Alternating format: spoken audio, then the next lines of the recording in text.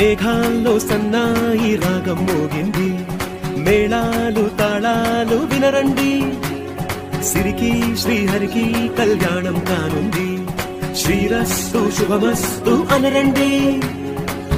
అచ్చతలు గంటో పెళ్లికి అర్థం చెప్పారంటూ, మెచ్చదగు ముచ్చట ఇది అని సాక్ష్యం చెబుతామంటూ, జనులంతా జై కొట్టేలా జరిపిస్తామండి. అందాల కుందనపు బొమ్మవని జత చేరి